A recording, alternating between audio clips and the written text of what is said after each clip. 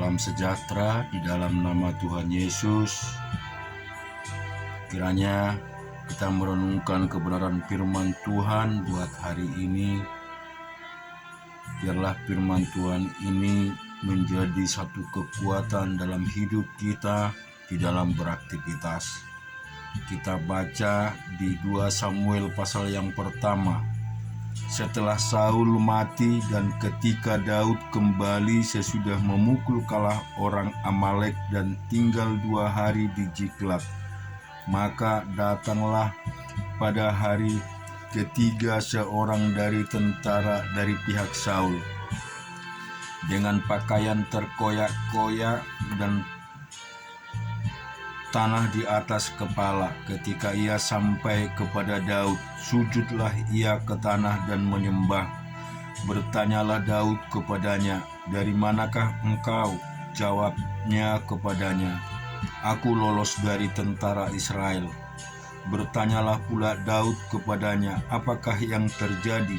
Coba ceritakan kepadaku." Jawabnya, "Rakyat telah melarikan diri dari pertempuran. Bukan saja banyak dari rakyat yang gugur dan mati, tetapi Saul dan Yonatan anaknya juga sudah mati."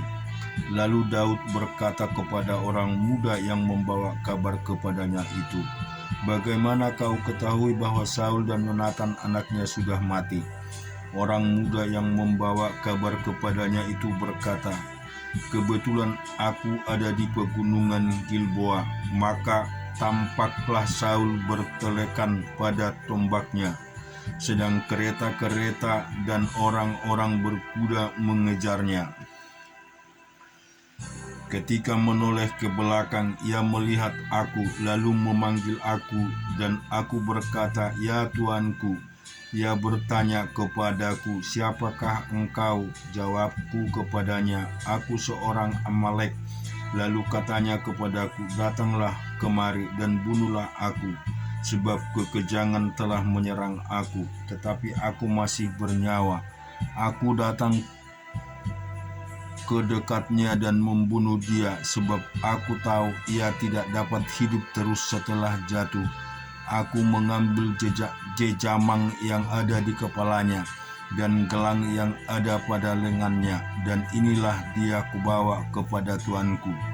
Lalu Daud memegang pakaiannya dan mengoyakkannya, dan semua orang yang bersama-sama dengan dia berbuat demikian juga. Dan mereka meratap, menangis dan berpuasa sampai matahari terbenam karena Saul, karena Yonatan anaknya, karena umat Tuhan dan karena kaum Israel, sebab mereka telah gugur oleh pedang.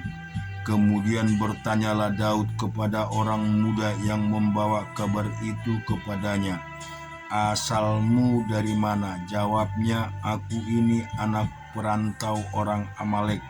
Kemudian berkatalah Daud kepadanya, "Bagaimana tidakkah engkau segan mengangkat tanganmu memusnahkan orang yang diurapi Tuhan?" Lalu Daud memanggil salah seorang dari anak buahnya dan berkata, "Kemari, paranglah dia." Orang itu memarang sehingga mati. Dan Daud berkata kepadanya, "Kau tanggung sendiri darahmu, sebab mulutmu lah yang menjadi saksi menentang engkau, karena berkata, 'Aku telah membunuh orang yang diurapi Tuhan.'" Daud menyanyikan nyanyian ratapan ini karena Saul dan Yonatan anaknya, dan ia memberi perintah untuk pengajaran nyanyian ini kepada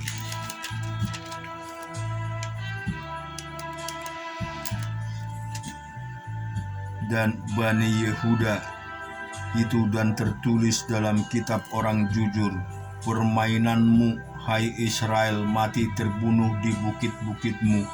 Betapa gugur para pahlawan. Janganlah kabarkan itu di Gad, janganlah beritakan itu di lorong-lorong Askelan, supaya jangan bersukacita anak-anak perempuan orang Filistin, supaya jangan beria-ria anak-anak perempuan orang-orang yang tidak bersunat. Hai gunung-gunung di Gilboa, jangan ada embun, Jangan ada hujan di atas kamu, hai pedang-pedang pembawa kematian, sebab di sanalah perisai para pahlawan dilumuri, perisai Saul yang tidak diurapi dengan minyak, tanpa darah orang-orang yang mati terbunuh, dan tanpa lemak para pahlawan. Panah Yonatan tidak pernah berpaling pulang, dan pedang Saul tidak kembali dengan hampa. Saul dan Yonatan orang yang dicintai dan yang ramah dalam hidup dan matinya tidak terpisah. Mereka lebih cepat dari burung rajawali, mereka lebih kuat dari singa. Hai anak-anak perempuan Israel, menangislah karena Saul yang mendandani kamu dengan pakaian mewah dari kain kermiji, yang menyematkan perhiasan emas pada pakaianmu. Betapa gugur para pahlawan di tengah-tengah pertempuran. Yonatan mati terbunuh di bukit-bukitmu. Merasa susah aku karena engkau, saudaraku Yonatan. Engkau sangat ramah kepadaku. Bagiku cintamu lebih ajaib daripada cinta perempuan. Betapa gugur para pahlawan dan musuh senjata-senjata perang. Kita juga renungkan firman Tuhan di dalam Yesaya pasal yang ke-56. Beginilah firman Tuhan, taatilah hukum dan tegakkanlah keadilan, sebab sebentar lagi akan datang keselamatan yang daripadaku, dan keadilanku akan dinyatakan. Berbahagialah orang yang melakukannya, dan anak manusia yang berpegang kepadanya, yang memelihara hari Sabat dan tidak menajiskannya, dan yang menahan diri dari setiap perbuatan jahat. Janganlah orang asing yang menggabungkan diri kepada Tuhan berkata, sudah tentu Tuhan hendak memisahkan aku daripada umatnya. Dan janganlah orang kebiri berkata, sesungguhnya aku ini pohon yang kering. Sebab beginilah firman Tuhan kepada orang-orang kebiri yang memelihara hari-hari Sabatku, dan yang memilih apa yang ku kehendaki, dan yang berpegang kepada perjanjianku. Kepada mereka akan kuberikan dalam rumahku, dan di lingkungan tembok-tembok kediamanku satu tanda peringatan dan nama. Itu lebih baik daripada anak-anak laki-laki dan perempuan, suatu nama abadi yang tidak akan lenyap. Akan kuberikan kepada mereka, dan orang-orang asing yang menggabungkan diri kepada Tuhan untuk melayani Dia, untuk mengasihi nama Tuhan dan untuk menjadi hamba-hambanya, semuanya yang memelihara hari Sabat dan tidak menajiskannya, dan yang berpegang kepada perjanjianku. Mereka akan kubawa ke gunungku yang kudus, dan akan kuberi kesukaan di rumah doaku. Aku akan berkenan kepada korban-korban bakaran dan korban-korban sembelihan mereka yang dipersembahkan di atas mezbahku, sebab rumahku akan disebut rumah doa bagi segala bangsa. Demikian firman Tuhan Allah yang menghimpun orang-orang Israel yang terbuang. Aku akan menghimpun orang kepadanya lagi sebagai tambahan kepada orang-orang yang telah terhimpun. Hai segala binatang di padang, hai segala binatang di hutan, datanglah untuk makan, sebab pengawal-pengawal umatku adalah orang-orang buta. Mereka semua tidak tahu apa-apa. Mereka semua adalah anjing-anjing bisu, tidak tahu menyalak. Mereka berbaring melamun dan suka tidur aja. Anjing-anjing pelahap yang tidak tahu kenyang. Dan orang-orang itulah gembala-gembala yang tidak dapat mengerti. Mereka semua mengambil jalannya sendiri, masing-masing mengejar laba, tiada yang terkecuali. Datanglah, kata mereka, aku akan mengambil anggur baiklah kita minum arak banyak-banyak, besok akan sama seperti hari ini dan lebih hebat lagi.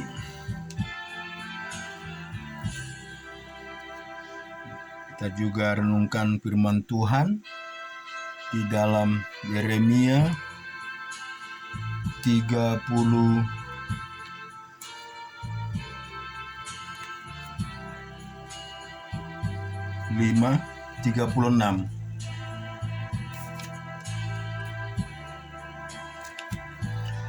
Dalam tahun yang keempat pemerintah Yoyakim bin Yosia Raja Yehuda, datanglah firman ini dari Tuhan kepada Yeremia. Bunyinya, ambillah kitab gulungan dan tulislah di dalam segala perkataan yang telah kufirmankan kepadamu mengenai Israel, Yehuda, dan segala bangsa. Dari sejak aku berbicara kepadamu, yakni dari sejak zaman Yosia sampai waktu ini. Mungkin apabila kaum Yehuda mendengar tentang segala malapetaka yang aku rancangkan kehendak mendatangkannya kepada mereka, maka mereka masing-masing akan bertobat dari tingkah langkahnya yang jahat itu, sehingga aku mengampuni kesalahan dan dosa mereka. Jadi Yeremia memanggil Baruk bin Neria, lalu Baruk menuliskan dalam kitab gulungan itu langsung dari mulut Yeremia segala perkataan yang telah difirmankan Tuhan kepadanya. Pada suatu kali Yeremia memberi perintah kepada Baruk, aku ini perhalangan tidak dapat pergi ke rumah Tuhan. Jadi pada hari puasa engkaulah yang pergi membacakan perkataan-perkataan Tuhan kepada orang banyak di rumah Tuhan dari gulungan yang kutuliskan langsung dari mulutku itu. Kepada segenap orang Yehuda yang datang dari kota-kotanya haruslah kau bacakan ya juga. Mungkin permohonan mereka sampai di hadapan Tuhan dan mereka masing-masing bertobat dari tingkah langkahnya yang jahat itu, sebab besar murka dan kehangatan amarah yang diancamkan Tuhan kepada bangsa ini. Lalu Baruk bin Neria melakukan tepat seperti yang diperintahkan kepadanya oleh Nabi Yeremia untuk membacakan perkataan-perkataan Tuhan dari kitab ini di rumah Tuhan. Adapun dalam tahun yang kelima pemerintahan Yoyakim bin Yosia Raja Yehuda, dalam bulan yang ke-9, orang telah memaklumkan puasa di hadapan Tuhan bagi segenap rakyat di Yerusalem dan bagi segenap rakyat yang telah datang dari kota-kota Yehuda ke Yerusalem. Maka Baruk membacakan kepada segenap rakyat perkataan Yeremia dari kitab ini di rumah Tuhan, di kamar gemarnya anak panitra Safan, di pelataran atas,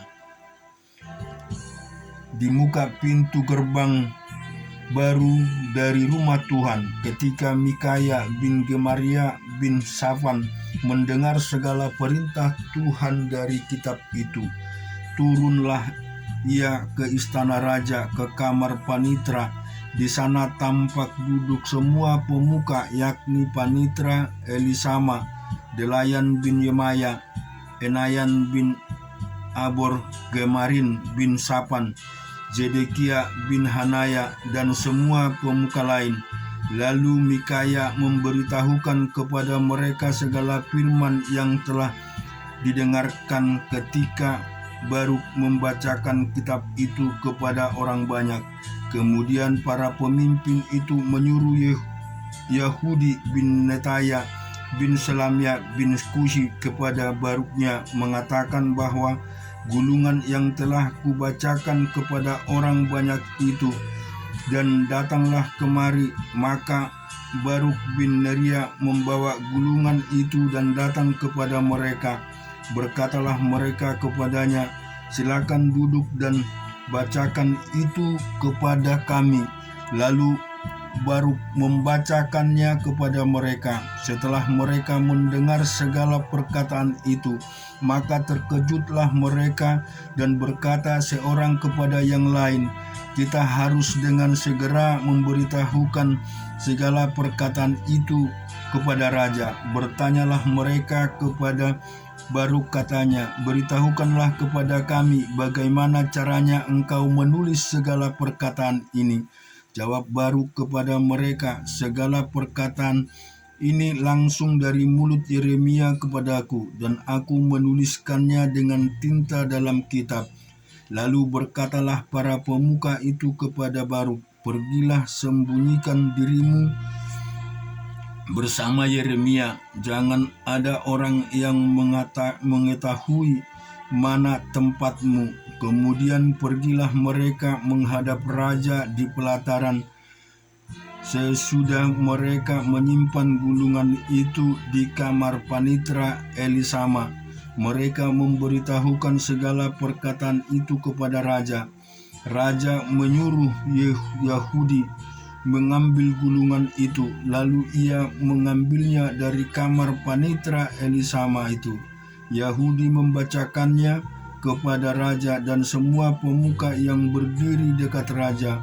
Waktu itu adalah bulan yang ke-9 dan raja sedang duduk di balai musim dingin, sementara di depannya api menyala di perapian. Setiap kali apabila Yahudi selesai membacakan 3-4 lajur, maka raja mengoyak-ngoyakkan dengan pisau raut, lalu dilemparkan ke dalam api yang di perapian itu, sampai seluruh gulungan itu habis dimakan api yang di perapian itu. Baik raja maupun para pegawainya yang mendengarkan segala perkataan ini, seorang pun tidak terkejut dan tidak mengoyakkan pakaiannya. Enayan, Delaya, dan Gemaria memang mendesak kepada raja supaya jangan membakar gulungan itu, tetapi raja tidak mendengarkan mereka. Bahkan raja memerintahkan Pangeran Yeramil, Seraya bin Asriel, dan Selemia bin Abdel untuk menangkap juru tulis Baruk dan Nabi Yeremia, tetapi Tuhan menyembunyikan mereka. Sesudah raja membakar gulungan berisi perkataan-perkataan yang ditulis oleh Baruk langsung dari mulut Yeremia itu, maka datanglah firman Tuhan kepada Yeremia, bunyinya, "Ambil pulalah gulungan lain, tuliskanlah di dalam segala perkataan yang semula ada di dalam gulungan yang pertama yang dibakar oleh Yoyakim Raja Yehuda. Mengenai Yoyakim Raja Yehuda, haruslah kau katakan, beginilah firman Tuhan, engkau telah membakar gulungan ini dengan perkataan, mengapakah engkau menulis di dalamnya bahwa Raja Babel pasti akan datang untuk memusnahkan negeri ini dan untuk melenyapkan dari dalamnya manusia dan hewan. Sebab itu beginilah firman Tuhan tentang Yoyakim Raja Yehuda, ia tidak akan mempunyai keturunan yang akan duduk di atas tahta Daud, dan mayatnya akan tercampak sehingga kena panas di waktu siang dan kena dingin di waktu malam. Aku akan menghukum dia, keturunannya, dan hamba-hambanya karena kesalahan mereka. Aku akan mendatangkan atas mereka, atas segala penduduk Yerusalem, dan atas orang Yehuda segenap malapetaka yang kau camkan kepada mereka, yang mereka tidak mau mendengarnya." Maka Yeremia mengambil gulungan lain dan memberinya kepada juru tulis Baruk bin Neria, yang menuliskan di dalamnya langsung dari mulut Yeremia segala perkataan yang ada di dalam kitab yang telah dibakar Yoyakim Raja Yehuda dalam api itu. Lagi pula masih ditambahi dengan banyak perkataan seperti itu. Kita juga merenungkan firman Tuhan di 1 Korintus pasal yang ke-8.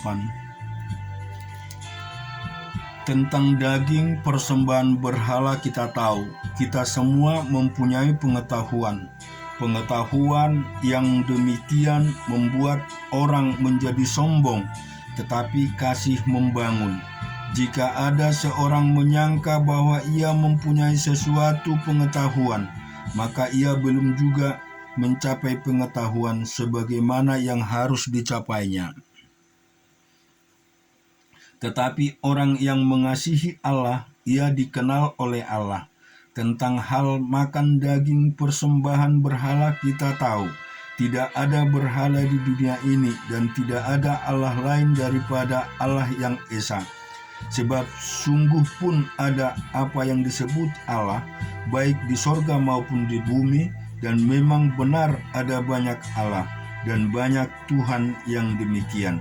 Namun bagi kita hanya ada satu Allah saja, yaitu Bapa yang daripadanya berasal segala sesuatu dan yang untuk Dia kita hidup, dan satu Tuhan saja, yaitu Yesus Kristus, yang olehnya segala sesuatu telah dijadikan dan yang karena Dia kita hidup. Tetapi bukan semua orang yang mempunyai pengetahuan itu.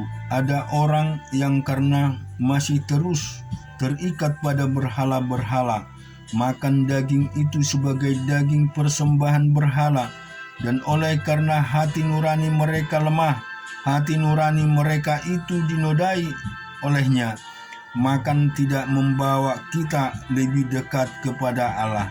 Kita tidak rugi apa-apa kalau tidak kita makan, dan kita tidak untung apa-apa kalau kita makan. Tetapi jagalah supaya kebasahanmu itu jangan menjadi batu sandungan bagi mereka yang lemah. Karena apabila orang melihat engkau yang mempunyai pengetahuan sedang duduk makan di dalam kuil berhala, bukankah orang yang lemah hati nuraninya itu dikuatkan untuk makan daging persembahan berhala? Dengan jalan demikian, orang yang lemah, yaitu saudaramu yang untuknya Kristus telah mati, menjadi binasa karena pengetahuanmu. Jadi engkau secara demikian berdosa terhadap saudara-saudaramu dan melukai hati nurani mereka yang lemah. Engkau pada hakikatnya berdosa terhadap Kristus. Karena itu, apabila makanan menjadi batu sandungan bagi saudaraku, aku untuk selama-lamanya tidak akan mau makan daging lagi, supaya aku jangan menjadi batu sandungan bagi saudaraku. Syukur bagi Tuhan kita Yesus Kristus, bahwa kita tahu orang yang mengasihi Allah akan tetap dikenal oleh Allah Tuhan kita Yesus Kristus. Biarlah hati kita, hati yang senantiasa mau memuji dan menyembah, bukan karena nafsu yang seperti di dalam firman Tuhan katakan bahwa kita dipengaruhi nafsu dengan berhala, tapi biarlah kita lepaskan dari hidup kita, sehingga kita juga berseru dan berserah kepada Tuhan. Amin.